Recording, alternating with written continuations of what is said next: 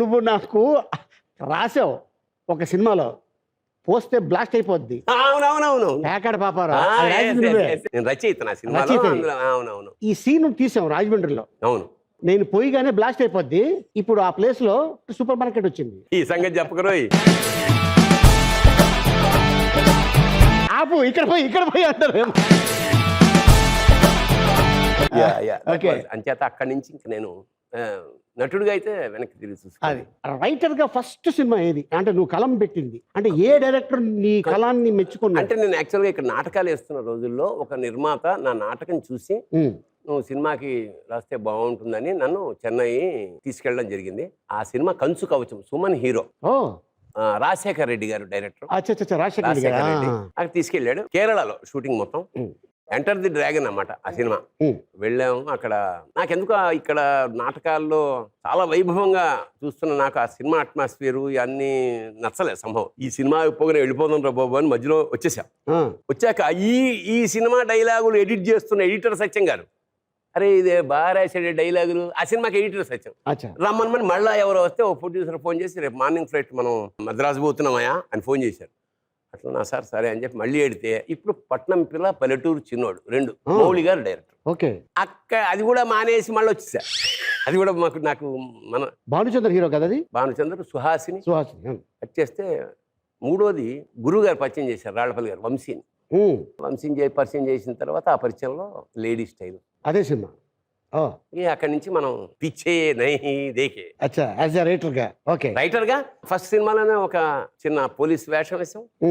ఆ తర్వాత నెక్స్ట్ కనక మహాలక్ష్మి పెద్ద వేసాం. ఇంకా అలా ప్రవాహం. ఏంటి వంశీ గారిని చేత కళ్ళనీళ్ళు పెట్టించారట అప్పుడే 10. అంటే ఏంటి అంటే స్టోరీ రాస్తున్నప్పుడా లేకపోతే ఆయన చెప్పిన మాటలకా? అంటే అది ఆరంభ దశ కదా, ఒక్కొక్క డైరెక్టర్కి ఒక్కొక్క పద్ధతి ఉంటుంది. అంటే ఇప్పుడు అది చాలా సరదాగా ఉంటుంది. అప్పుడు అంటే ఏదో కళ్ళనీళ్ళు పెట్టుకుని ఏమిటా ఇప్పుడు నేను నిన్న రాయమంటే ఇంకా సెట్లో రాస్తున్నాం ఏమిటి అలాంటి చిన్న మాటలు కంటే మనం ఇక్కడ అని అలా వెలిగిపోయాం కదా నాటకాల్లో. ఎవరన్నా వచ్చి ఏంటిది అక్కడ కూర్చున్నాం అంటేనే మేము ఫీల్ అయిపోయాం. అలాంటి టైంలో ఏదో ఒక మాట అన్నారు ఆయన, నేను కళ్ళనీళ్ళు పెట్టుకున్న మాట నిజమే. అయితే దానికి తమాషా ఏమిటంటే సీన్ రాస్తున్నా కళ్ళనీళ్ళు గారుతున్నాయి, నా ఇంకుతో రాసేవాడిని, ఇవి చెరిగిపోతుండే. అందువల్ల అప్పటి నుంచి బాల్ పెన్తో రాయడం ప్రారంభించాను.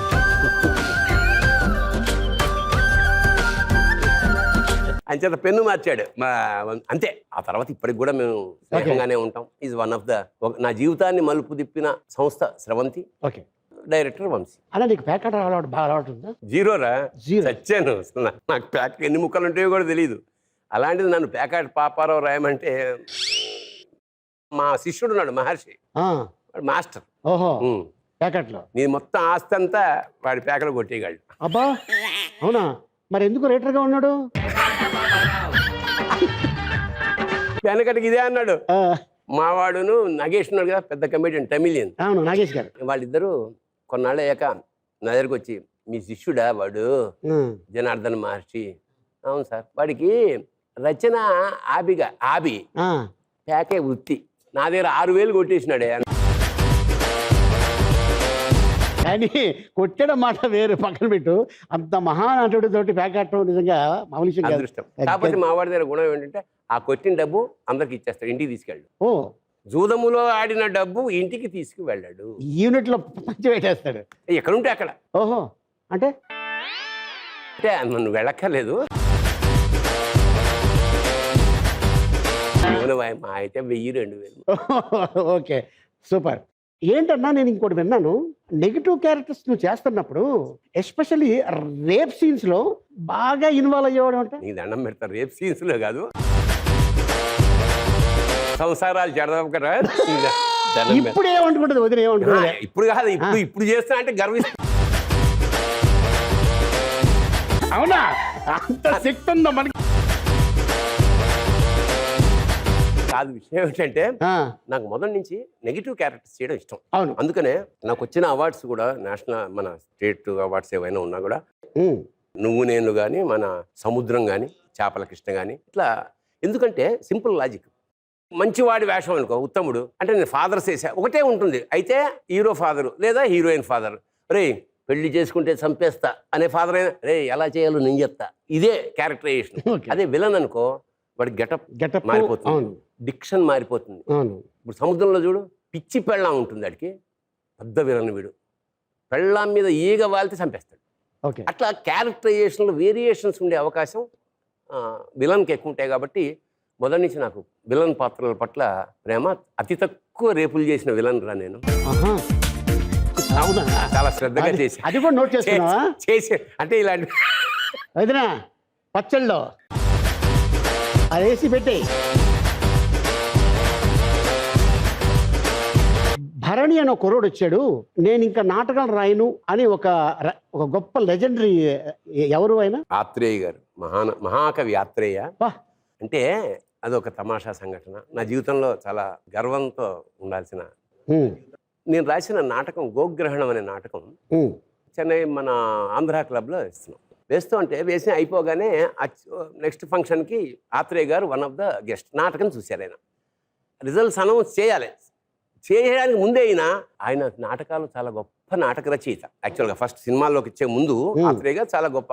అయితే ఆయన్ని అందరూ అడిగేవారు, ఏం సార్ సినిమాల్లోకి వెళ్ళి నాటకం మర్చిపోయారంటే రాస్తానండి అని అలా ఏళ్ళు అలా గడిచిపోయాయి. ఆయన సభలో లేచి, నేను ఇవాళ గోగ్రహణం నాటకం చూశాను, నాకు చాలా నచ్చింది. ఇన్నాళ్ళు నేను మీకు నాటకం రాస్తాను అంటున్నాను కదా, ఇంకా నేను రాయను, ఎందుకంటే నేను రాయక్కర్లేదు. వాడు వచ్చాడు, వాడి పేరు తనికెళ్ళ భరణి అని 500 రూపాయల నోట్ని మా సంస్థకి ఇప్పుడే పాట రాసి వస్తున్నాను. ఆ ప్రొడ్యూసర్ అడ్వాన్స్ ఇచ్చాడు. అంటే 40 ఏళ్ల క్రితం 500 రూపాయలు, అందులో 400 మేము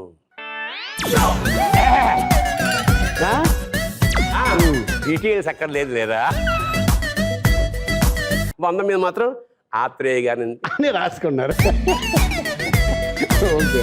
కానీ నిజాయితీ ఉందన్న నీ దగ్గర, నిజాయితీగా మాట్లాడుతున్నాం. ఎందుకంటే చాలామంది చెప్పుకోవడానికి చాలా ఇబ్బంది పడతారు. ఏంటో అంటే చెప్పుకుంటే మనకి ఇప్పుడు ఇన్కమ్ ట్యాక్స్ రెడీ అయిపోద్దేమో, ఏ విషయంలో, లేకపోతే మన ఇమేజ్ దెబ్బతింటదేమో. ఎవరికి తెలియదు. ఇప్పుడు మనమందరూ పురుషోత్తములని ఎవరు నమ్మట్లేదు. అప్పట్లో ఒక అమ్మాయి మిమ్మల్ని చంపేస్తానని చెప్పేసి పబ్లిక్ అనౌన్స్ చేసింది. ఎవరు అమ్మాయి? ఏంటి పగేంటి? ఏం లేదు, ఆమె అనే సినిమా ఉంది చూసా? అవును. అందులో నేను చాలా పరమ దుర్మార్గమైన భావ. అవును. ఆ వేషం వేసిన తర్వాత ఒకటి కాదు, నేను చాలా మంది చంపేస్తా ఉన్నారు, అందులో ఈవిడ అవుతుంది.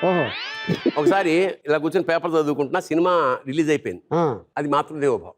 ఏ విలన్ వేషం వేసినా ఒక కూరల అమ్మాయి వచ్చి, ఏం సారు అట్లా చంపుతావు కత్తితో పొడిచి అంటే, అమ్మా అది సినిమా, ఆ సినిమా అయితే మాత్రం అన్నిసార్లు పొడుస్తావు అంటే టికెట్లా ఆవిడ. ఈ అమ్మాయి పేరు అమెరికాకి వెళ్ళాను రా, వేల మంది audience. I have a question అంటారు కదా, అడుగమ్మా.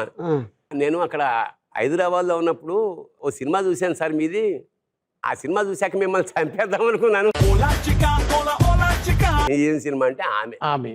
అమ్మ ఇప్పుడు చంపకు, నాకు ఇంక పెళ్ళాం పిల్లలు ఉన్నారు, దయచేసి ఇక్కడి నుంచి తీసుకెళ్ళడం కష్టం.